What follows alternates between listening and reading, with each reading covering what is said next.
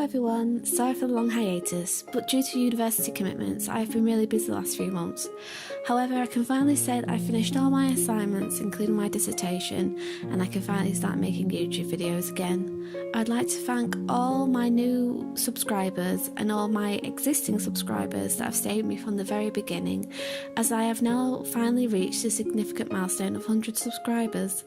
I feel it was only right to do a significant unsolved mystery for such a milestone, and I have decided to focus on Bella in the Wych Elm. I hope you all enjoy the following video and continue to follow this channel for the long run. Thank you all again. The year was 1943 and England was still deep into World War II when on the 18th of April 4 young boys were playing Hagley Wood. Hagley Wood was located on the Hagley estate which belonged to Lord Cobham. The 4 boys, Robert Hart, Thomas Willetts, Bob Farmer and Fred Payne, were poaching or bird nesting within the woods when they stumbled upon a large wych elm. The boys believed the tree would be a great place to find bird nests, so Bob Farmer climbed up the tree in search of nests. Once up there, he looked down and to his horror, he found inside the hollow trunk a skull. He initially thought it was an animal skull, but on closer inspection he saw human hair attached to the skull and human teeth. Bob later recalled there was a small patch of rotting flesh on the forehead with lank hair attached to it. The 2 front teeth were crooked. The boys were trespassing in the woods and decided among themselves that they would not speak about this discovery to anyone. However, when Thomas Willetts returned home, he told his parents about what had happened. The police arrived, and when they checked inside the trunk, they found a near-complete skeleton, 1 shoe, a gold wedding ring, and fragments of clothing. The skull was the most crucial part of the evidence due to the hair still being attached, as well as a near full set of teeth. A while later, a hand was also found near the tree. The body was examined by Professor James Webster, who was able to establish the body belonged to a female and had died at least 18 months prior, meaning her death occurred around October 1941. The professor also discovered taffeta inside the skull, which could point to her being suffocated. The trunk where the body was found was measured, and the professor surmised that she had been placed inside before rigor mortis had set in, meaning she had died shortly before being put inside. Police handed out drawings of the victim and labelled it. The victim was about 35 years old. She had brown hair, stood at about 5 foot, noticeable irregularity, front teeth, lower jaw. Wore a dark blue striped knitted woolen cardigan with a light blue belt, wore a cloth skirt with a zip which had a peach coloured taffeta underskirt, blue crepe-soled shoes, and on her left hand she wore a mock wedding ring.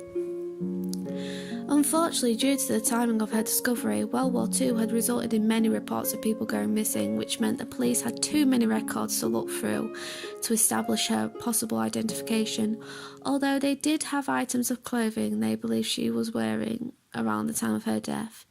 They used this evidence and cross-referenced details within missing persons report from the region, but could not find any that matched with the evidence they had.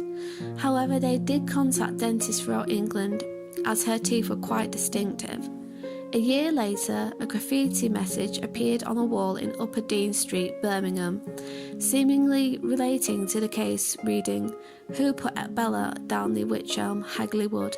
From this, investigators found new leads to follow, and more messages that seemed to be written by the same person before appeared in other locations. Since the 1970s, the message continues to appear on the Hagley obelisk, which is not far from where the woman's body was found. Although the message has changed, it read, "Who put Bella in the Wych Elm?" During a Radio 4 programme, there was a broadcast in 2014. Steve Punt brought forward 2 possible victims that could be the woman found in the trunk. The first possible victim was reported to the police in 1944 by a sex worker from Birmingham. The report stated that the sex worker had a colleague named Bella who worked along Hagley Road and had been missing for 3 years prior. This corresponds with the Bella graffiti that had popped up throughout the years, suggesting that the original graffiti artist could have been aware of the victim or her killer's name.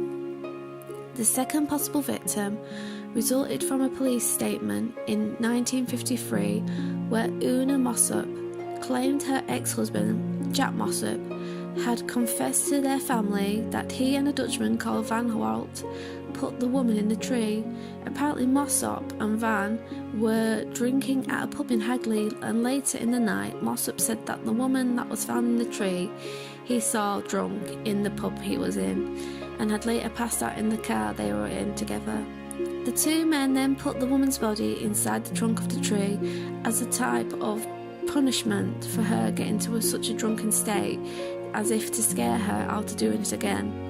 However, Mossop was later confined to a Stafford mental hospital where he had the same recurring dream of the woman staring out of the trunk at him. He unfortunately died in the hospital before the woman's body was even discovered. The police do not believe Una Mossop's statement about her husband's involvement in the crime because she did not come forward with the information until 10 years after her husband's death. A different theory on the possible identification came from a declassified MI5 file about Joseph Jacobs, who was the last man to be executed in the Tower of London on the 15th of April 1941. He was a German spy that had parachuted into Cambridgeshire in 1941 but broke his ankle on landing and thus was arrested by the Home Guard. Investigators found a photograph in his possession of his supposed lover, a German cabaret singer and actress, Clara Bayol. Jacobs had said that she was training to be a spy, and he had contacted her, saying she may have been sent to England after him. However, no evidence exists that Clara had parachuted into England. Also, Clara does not seem to match the woman found inside the tree, as witnesses say that Clara was about 6 foot, 180 centimetres, and the woman found in the tree was 5 foot, 150 centimetres. In September 2016, it was determined that Clara had died in the Berlin hospital of veronal poisoning on the 16th of December 1942.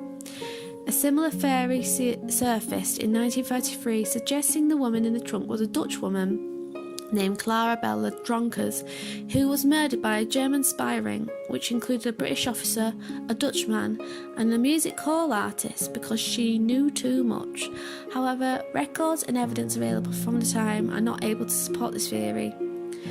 Another theory was hypothesised in 1945 by an anthropologist and archaeologist from the University College London, Margaret Murray, suggested the motive of her death was linked to witchcraft. She explains that the severed hand was consistent with a ritual called the Hand of Glory, and Bella had been killed by gypsies during an occult ritual within the woods.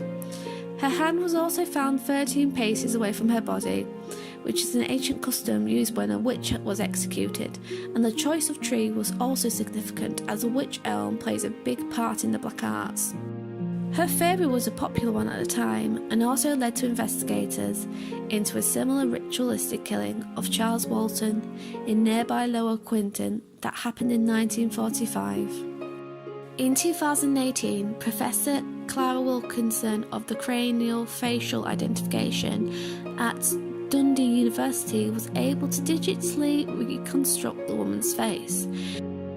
She used photographs taken of the skull at the time of discovery, as she was unable to use the actual skull because it was lost by West Midlands Police. As of June 2019, there have been no further updates on this case. It has been 75 years since the body's discovery, and any persons who knew the woman's identity or that of her killers will most likely be dead. It seems that this unsolved mystery will remain that way unless the police have a significant breakthrough in the investigation. If you have any information regarding this case, please contact the following: 101 West Mercia Police or Crime Stoppers at 0800 555 111. Thank you all for watching.